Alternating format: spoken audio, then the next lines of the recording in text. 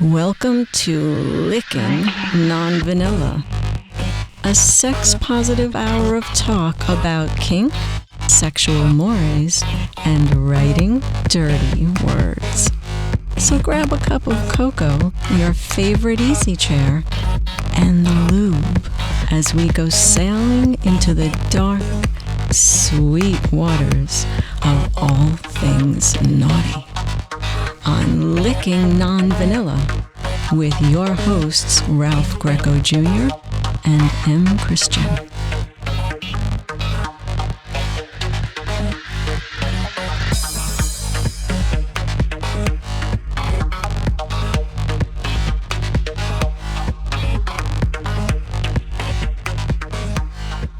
Everybody, welcome to Licking Non-Vanilla once again. This is me. I'm Ralph Greco Jr., one of your hosts. And across the country from me is my co-host. Chris, otherwise known as M. Christian from Eugene, Oregon. Right, the wilds of Eugene. And coming to us from another country, actually, today, is the lovely Ariel Anderssen. Hello, Ariel. How are you? Hello, I'm very well, thank you. Thank you very much for having me. I'm in Wales, which is where I live, which is a little country stuck onto England. It's not actually that little, it's just there's not very many people in it. So, Okay. And I'm very excited to be here. Thank you. Well, we're very happy to have you. Is it rainy in Wales? It's like we always think of Yes. the typical English. Yeah, is it? Okay. Yeah. Yeah. It's rained solidly for a month. Oh, And it's our okay. summer. So, in other words, you got your wellies. Yeah. You know about wellies? How do you know about wellies? I don't know. I have trivial knowledge of the dumbest thing, just like Chris. We have some great knowledge of really trivial, stupid stuff. Ariel, you and I. Go ahead. Go ahead. I was just going to say that often I find Americans, if they know stuff about my country, it's through Doctor Who a lot of the time. Well, yeah, that would be Chris because he's one of those fans. He's also a fan of the Avengers from way, way back. Oh, yes. Goodness, I think we all are, aren't we, really? Yeah. And of course, you mentioned Wales in Port Marion from The Prisoner, and Oh, yes. absolutely. Oh, yes. Of Yes, course. so I live That's another one. Wow. So, Ariel, you and I met. We didn't mate. We talked. We spoke over Skype a couple years ago. And it was about the stuff you do in the spanking fetish world. Okay, yes. Okay, so that's what we talked about specifically. Yeah. But I know you do a lot of stuff, and I know you have a new book out. So let's first start with that. Let's start with the book. What's the title? Where people can get it, if it's out yet, and what it's about. It is not out yet. It's out on the 24th of August. So possibly by the time people are listening to this, maybe it will be out. Okay. In the USA, you can get it on Amazon. I think at the moment you can only get the ebook in the USA, but if you want the hard copy, you can order it directly from the publisher. They are unbound.com, and the book is called Playing to Lose. I'm Ariel Anderssen. So it is available for shipping worldwide through the publisher. I'm going to do it right now. Okay. Absolutely. Ariel, tell us what the book is about, though. I will tell you. I'm glad you will. Thank you. I grew up in a very conservative religious cult, the Jehovah's Witnesses, who a lot of people know about. I know you have lots of Jehovah's Witnesses in the USA. You're at the door right now. Go ahead. And of course, as is the case with lots of Christian-type cults, it was pretty unliberal in terms of sexuality. So when I was 16 and I realised that all these ideas I'd been having all my life about how nice it would be to be spanked and tied up, I realised it was a sexuality and it felt like the absolute end of the world. I just thought I must never tell anyone. I will never find a partner if I let anyone know. And it was, as I'm sure a lot of people who grew up pre-internet will relate to, it's a very lonely feeling. Yeah. Realising you're kinky but not knowing being kinky is a thing. So then, when I was 25, by chance, I was taken to a art gallery, and it turned out to be a BDSM exhibition, which was such a shock because I didn't know it existed. And suddenly I was in a room where the walls were covered in depictions of what was in my head. Right. And and so it turned out to be an exhibition of multiple artists, most of whom were there. So by the end of the night, I got bookings as a BDSM model. Wow. It was such a dramatic start because I'd gone from not knowing it existed to working in it basically overnight. Yeah, like that. Yeah. And so my book is the story of that and how I just found self-acceptance through doing this for work, and then realised that doing this for work might give other people a sense of self-acceptance as well. And that's been my experience of this industry that I've been in for 20 years now. Yeah, I think, Chris, we can relate the same way of having these ideas, and certainly when we grew up, because we're older than you, I mean, I don't know, Chris. I don't know where was the it's ironic we were just talking about the Avengers. Chris remembers that one episode, the Avengers, that was very, very kinky and but those tickles of moments you'd see and you get those things you'd be happy with, but they weren't anything of depth or long lasting, and then you'd hope to find somebody maybe you dated who would have an idea. I mean, you didn't know. I mean, we were kind of out there, And I'm assuming that back then for you as well, it's not like we really had a vocabulary for explaining what it was that we were into. For sure. And I know people who were very progressive probably realised maybe back in there were people doing this stuff in the 60s and 70s. But I think the vast majority of us just didn't know, and so didn't even have the words to explain to other people what we wanted to do. Mm-hmm. Yeah, because Chris was in the L.A. and then San Francisco scene, so that was San Francisco always had it there, right, Chris? I mean, you kind of felt a kinship there. I mean, was it so you knew where to find it when you were there? Oh yeah, I mean, it's like in certain major cities, it was pretty much there. And if you knew where to look, it was pretty easy to find. And of course, in Great Britain, it's been a long-standing tradition. There's, corporal punishment, all those kind of different things.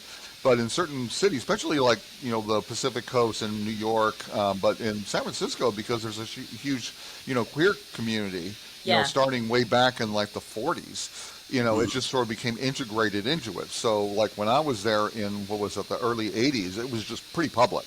Where you could just find it almost anywhere. But yeah, for the long time, it was like there was certain like language you use. There's certain slang terms that would sort of open doors to things. Mm-hmm. Yeah. So Ariel, so once it starts for you, then you were you doing first still photography, modeling, or movie model? How did when did each one come into play? So I started in the industry at a really interesting time. It was 2003, and there was video on the internet, but a lot of people couldn't actually play it yet. So it was mostly stills. For the first couple of years, I was almost exclusively shooting stills. And at the time, a lot of models wouldn't shoot video. It's like, for a lot of us, we kind of perceived stills modelling as kind of okay, kind of artistic. But video modelling, that's porn.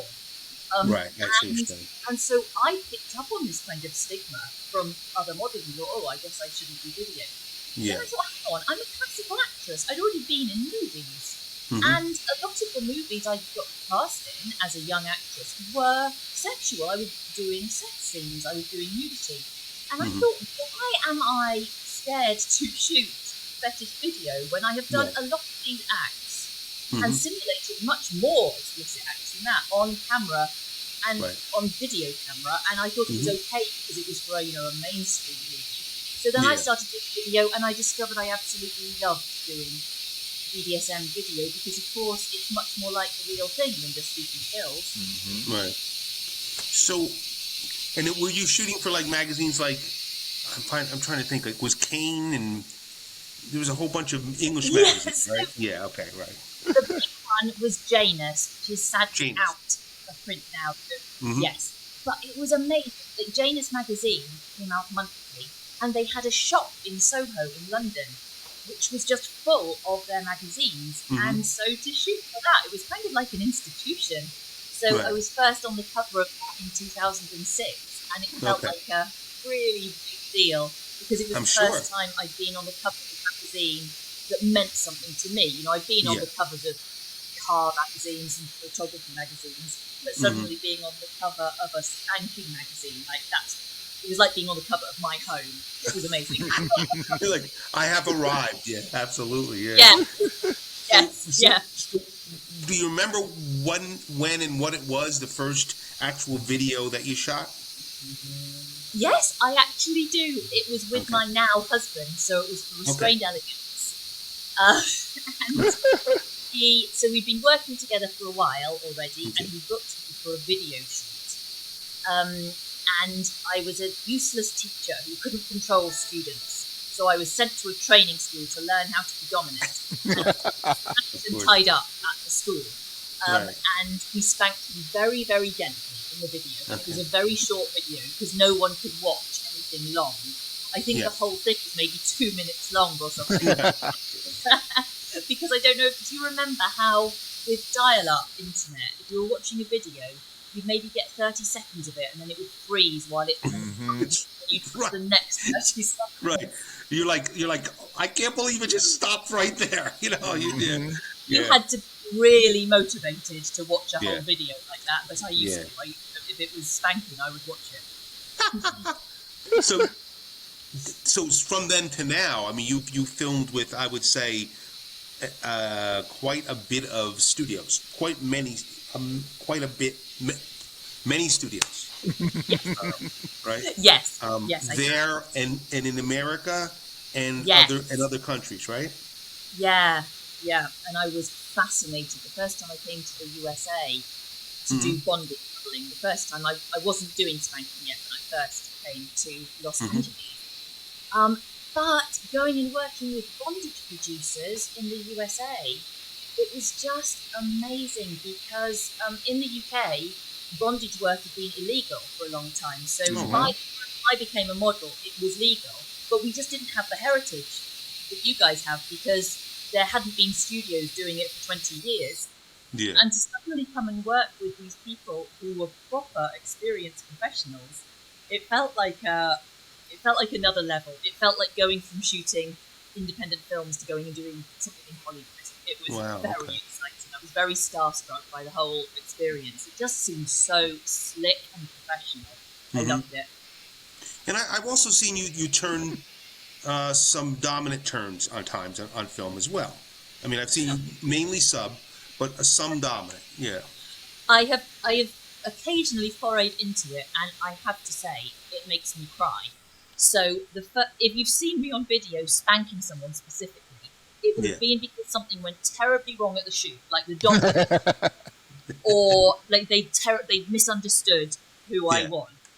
And so early in my career, if something unexpected happened and they said, "Oh, would you mind being the top for this scene?"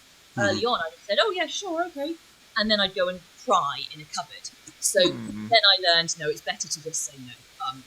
But I have discovered if I'm just talking straight to the camera, like a POV style scene, I don't mind being diabolically cruel because it's not real. It's just if I actually have to do anything to a person, I just completely crumble.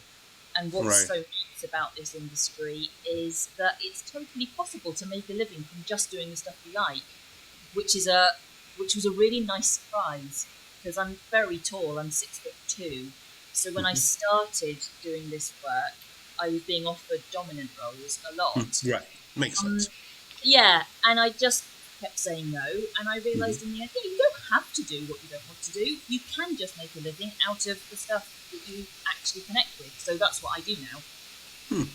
So how often do you shoot in your own environs as opposed to other places? So before COVID, I used to do half and half. I would tour 2 weeks out of 4, and then I'd work from home shooting my own content 2 weeks out of 4. Then COVID happened and the lockdowns, and so I started doing nothing but working from home. And when restrictions lifted again, I realised I was so busy with videos, essentially, that I didn't really have time to tour quite as much. So now I probably tour 2 weeks in 6, because I don't want to miss out on working with other producers because of course, human contact's really important, and also exposing yourself to other people's way of doing things is important. Because BDSM obviously is something you can do in so many different ways, and I like experiencing that. So I think I will always carry on working with other people as well. It just feels important. Yeah, because Chris, when if we both done this when we look at her oeuvre, as we say, you have shot with a ton of different people and in different studios, and I can name a bunch. And of course, I've only looked for research purposes. Thank you. That's all for research purposes. I'm glad to know the word spanking. Very important. Yeah, no, I'm not looking at any part of you other than your face to see how you're reacting. Of course, quite right. Right. But yeah, it's astounding to me. I mean, and I guess we could say this with all, and you can come back with all humility you want, but you are a very popular person in this field. I mean, all humility aside. Thank you. I think it's a really lovely thing that in this field, in the fetish modelling world, fans seem so loyal that you were able to have a 20-year career. If I was a glamour model, shooting Playboy, for example, that wouldn't be the case. It tends to be quite a short career. And so I suppose being in it for so long allows you to get a lot of reach. A lot of people end up knowing about you. And I love it when I get emails from people who say, I was the first porn that they watched. Right. Because it's been in the industry long enough that I've been someone's formative sexual experience. It does feel like, that's lovely. That's wonderful. Yeah. I mean, it's funny as she says this, Chris. I'm thinking the first thing that comes to mind is she's not getting aged out in what she does. True. I'm speaking. She, like you're not here, Ariel. I'm sorry. No, but go ahead. but Chris, this doesn't seem to be. Am I right or wrong about that in the fetish field? Do we get aged out or do we not? And I'll throw that to both of you.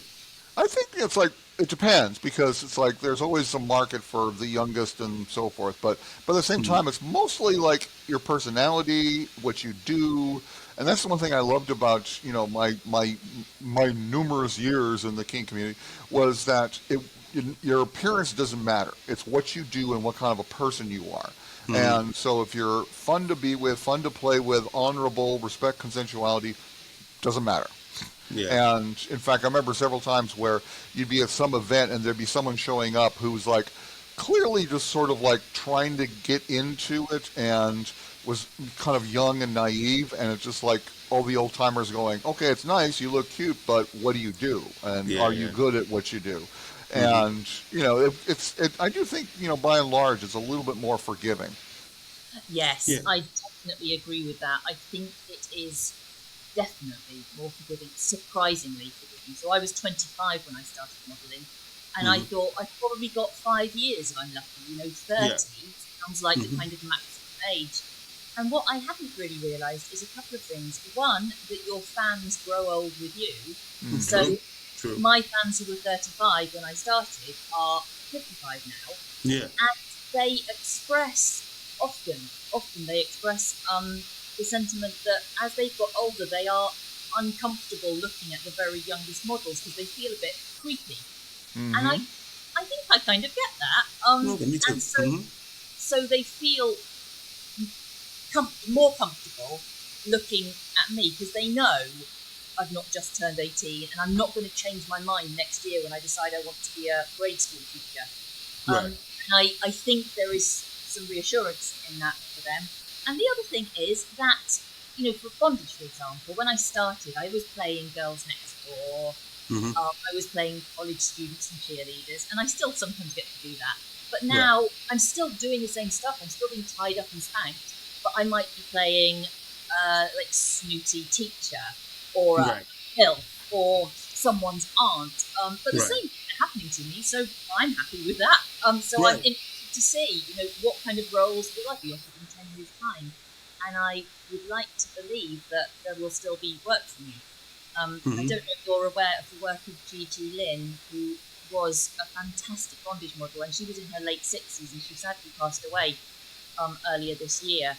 But she, until she got sick, she was still a full-time BDSM model, and I always think of what an inspiration she is, and how much I hope I might be in the business for as long as her. Oh yeah, that'd be great. Yeah, like you said, like your audience is growing older with you, so why wouldn't they want to keep seeing you? So That's my hope. Yeah. All right. So generally speaking, let's do a scale here. Your favorite scenes to shoot? Absolutely. Is it just over the knee? Is it implement? Is it not? I mean, do you have a favorite? If you had your druthers, you would do all the time. I think I do. I wouldn't do anything all the time because I know that the variety is what's fun. And also, I feel like when I'm doing hard bondage, I'm giving my butt time to heal. And when I'm doing spanking, I'm giving my shoulders time to heal. So I think it's healthy, especially as I get older. But my favourite thing of all is when people combine bondage and CP, impact play of some sort. Because I've discovered a lot of producers only like one or the other. So you don't find that many people who cross over, but I cross over. I like those two things. So when I get to do once, it's my favourite in the world. And how about your least favorite? Ooh. I guess you don't shoot your least favorite. I'm not a massive fan of very soft bondage. So if you just give me a pair of handcuffs and want me to pose for 100 pictures, I just feel like, well, I'm never going to get out, but I can move loads. I could just walk off set. It all feels a bit like, oh, for goodness sake, like add something and make it more exciting. But if it's with a nice photographer, I can still do that work. Yeah, right. So what's going to happen now with, because I also read, Chris, I don't know if you saw this, but Ariel had a piece in the Huffington Post. Oh, that's very cool. You did, give me right? 1 second, guys. Keep talking. I need to do something with my cat. So Ariel, you were in the I saw that piece in the Huffington Post, which I thought was very progressive of them. I know, right? I know. Was that the spark for the book, or were you already writing the book before then? I had already written the book, and I very stupidly thought that by publishing an article, it would help me sell my book. Which it didn't. Good luck with that. We know that story. We've all been there before. Go ahead. Been there, done that, have the t-shirt. Yeah. Yeah, I realised that's not how publicity works. But what I did get as a result of that was a lot of emails from ex-Jehovah's Witnesses sharing their story with me, and it was really sad. Good. Really sad, but also really a privilege. And so good. I'm hoping that I might reach some more ex-Jehovah's Witnesses with my book, because a lot of people who come out of religious cults, I don't think they ever fully really recover, and I feel like I luckily have. So anything I could kind of share that might make them feel a bit more comfortable about living in the normal secular world, I would really like that. Good. So what's going to happen now when the book comes out? What's your plans for publicity other than doing wonderful podcasts like this? Okay, so the book is out in 2 weeks at the time we're recording this. Right. And today is a Thursday, and on Sunday there's an interview with me in one of our big national newspapers. And I haven't seen it. Yeah, I don't cool. I think you told us about this, right? It might be cool, it might be terrible. It's not a paper I would generally read. Okay. And I have no idea if it would be positive or not. Can you say the name of the paper? It's going to be the Mail on Sunday. Oh, I know the Mail on Sunday. Yeah, okay. I mean, so we don't know. It's our biggest Sunday paper, so I'm very Fantastic. glad. Hopefully, we'll see. And so after that, there'll be some other things in another of our newspapers here, another magazine, and then hopefully once the book's actually out, I might pick up some more publicity and stuff. I hope so, because I know that it's a very crowded marketplace, and because this is my first book, I don't really know what I can best do to help sell it, because I'm a beginner, so I'm doing my best. I've got lots of ideas for competitions and things I can run, but I know I'm like, what do you call them in America? A freshman. I'm like a freshman in the world. And I'm aware I could make a lot of mistakes, so we'll see. Chris and I have been doing it for a while, and we make mistakes all the time. You just and nobody has it. So people think they have a clue, but nobody has it. especially in this day and age, how things change so rapidly. Before you know it, a year ago, how popular was TikTok, and now it is. You can't. So you don't really know. I think you just have to go out there and do the best you can. And if this thing comes out on Sunday and it's great, it's great. If it's not, at least you got publicity. You're in there. Who cares? Yeah, totally. And I think there's something about having been in any industry for 20 years or longer. It makes you aware of how much you know in your own field, and therefore how you know about every other field. And I've never felt so much of a beginner as I have in publishing. Because I don't know if it's the same in the USA, but in the UK, it turns out that the publishing industry is run by very privileged people, like socially. So it's a bit of a kind of closed shop to some extent. I hope it might be a bit better in the USA, but it certainly feels like a bit of a club of people who went to very posh universities, very classy, kind of like Ivy League type establishments. It depends. So that scares me a bit. I don't know. It depends what you're publishing, because Chris and I, because we publish mainly erotica, we do a lot of other stuff, but mainly in that field. I don't find that what you're saying as much as what I do find is it's a closed shop with certain editors and certain houses. And Chris will attest to this. We don't get along. We get along with everybody. We like everybody, but there are some people, they're editors that just are close to us. Chris and I both. And I've said to Chris, do you find that you're getting this feeling from this? And he's like, oh yeah, absolutely. Right, Chris? I mean, you'd say that, right? I'd say it's less class and more nepotistic. So in other words, you have to sort of like, once you get into the circle, then you can do it. But if you're outside the circle, then forget it. And so it's like, it takes a lot of work to get into that kind of like genre with a certain publisher. But the good news is these days we have also mid and smaller publishers that are less, they're less kind of like, you have to be part of our group. But yeah, publishing, believe me, as Ralph can attest, it's a pain in the posterior. But not in a good way, you said, no, not in a good way. Not in a good way. Not the way that you love Ariel. But it's also just like, I always remember Oscar Wilde. There's, the only thing that's worse than, being talked about is being not talked about. So, it's like, sometimes the most surprising thing will suddenly like get a huge increase in sales. So you just got to try everything and just hope for the best. Yeah, absolutely. I'm really interested to see, because I'm a sex worker, I work in sex work, I really want our voices to be heard, not necessarily mine, but our collective voices. So I'm interested to see which bits of the mainstream media and which publishers will be receptive to the idea of publicising the story of someone who does a kind of stigmatised job.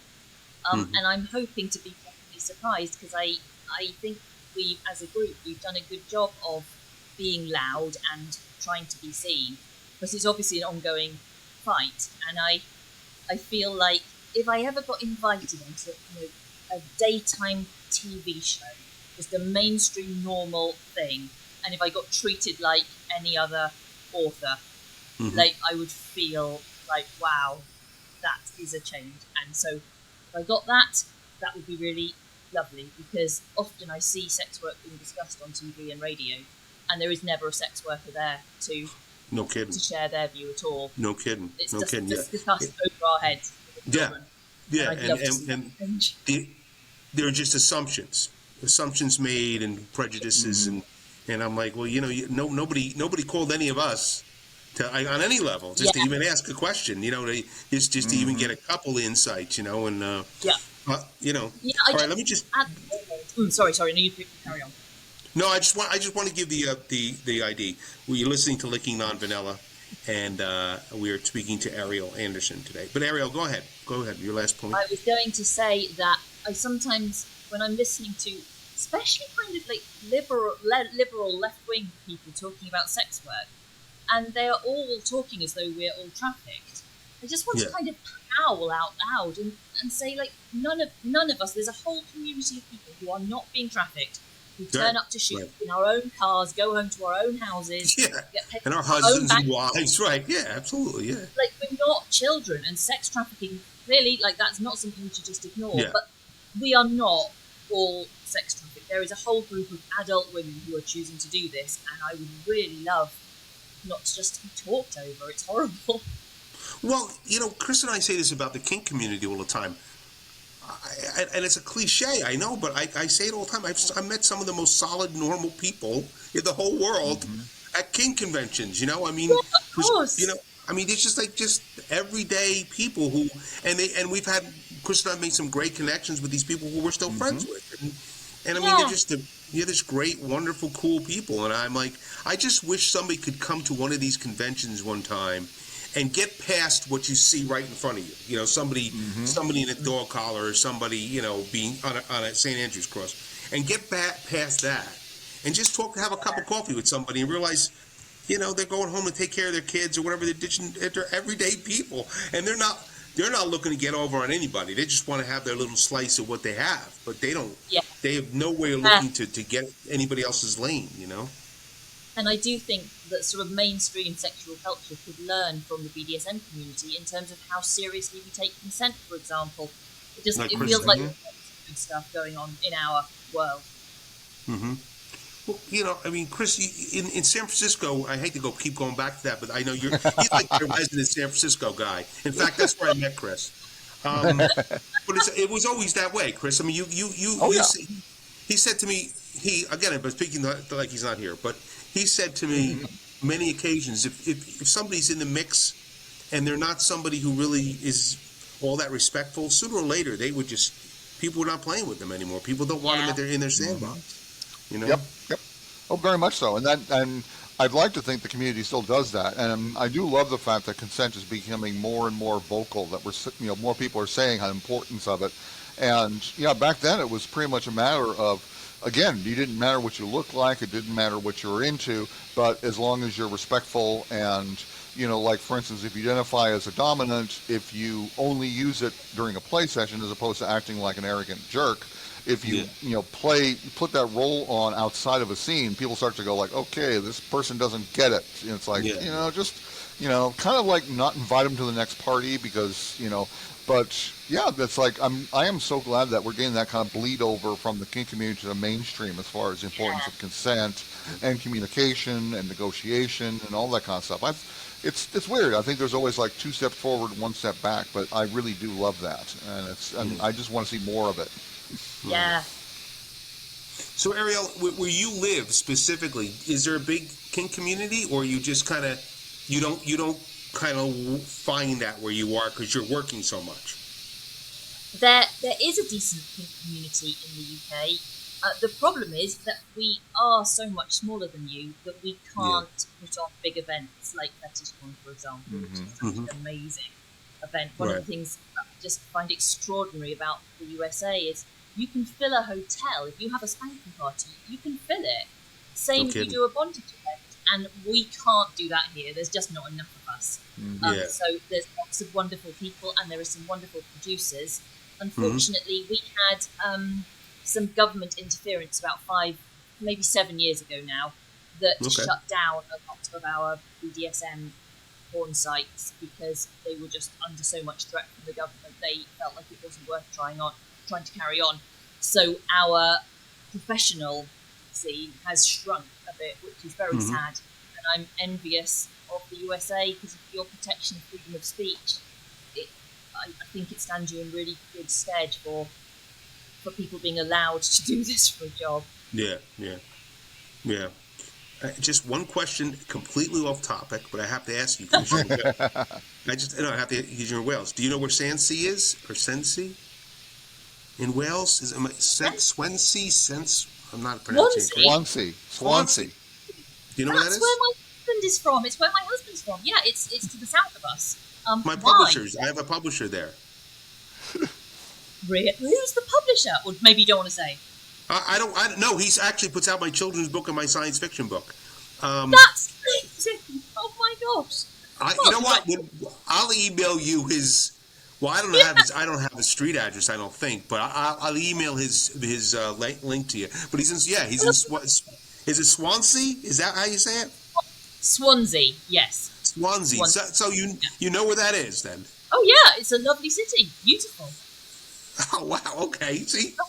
See, again, Chris, trivial information that I have, and and then Chris, you look like Blofeld when you hold that cat. Do you know that? Exactly. I wasn't expecting you to ask that question. That was a surprise question. I love it. Well, you said Wales, so I said Wales. So immediate shoots coming up. Are you going anywhere far and wide for anything immediate shoot? I am actually not. For the first time in my career, I am staying put in the UK for the rest of the year. Wow. Opportunities to publish, to do stuff to do with my book. Because right. no one can tell me how many publicity opportunities I'm likely to get. So I just thought I don't want to miss out on a kind of once in a lifetime chance to promote my book by being in Germany when the opportunity comes along. So I am staying in the UK for the rest of the year, and then I'm coming back to the USA again because I very much miss my friends. So I'm planning to come back maybe next April.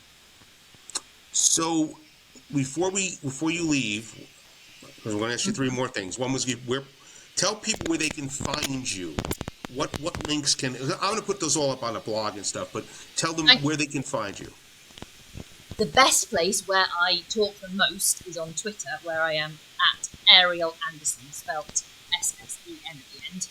I'm shadow banned, obviously, because we all are probably. So it can be a little hard to find me if you don't spell my name correctly.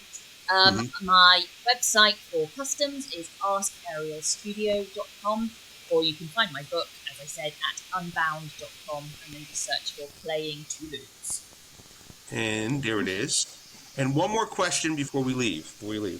Give us one of the fun anecdotes from filming. Something that just either went awry and it was wild, or just something. Just give us one little tickle of something that sticks in your mind out of all the things you did that were kind of fun. So this is in my book, but it was such an extraordinary experience. I was in the Netherlands shooting bondage with people I'd not worked with before, and they said I could stay at the studio the night before the shoot, which was very kind of them. So they collected me from the airport and drove me to the studio. It turned out to be like a high, narrow, wood timber-framed house. And at the top of the house, on the top floor, there was this padded cell. And they said, this is where you're sleeping. And it was tiny. It was the size of a small, child's bed. And it smelt really strange. And they said, and we can film you overnight while you're asleep. And I said, well, I obviously don't want to be locked in because I might need the bathroom in the night. I mean, I really didn't want to be locked in because I'd only just met these people. And then they said, no, don't worry, you can wear a diaper. And I thought, wow, this is not what I anticipated. Right. And I was so tired.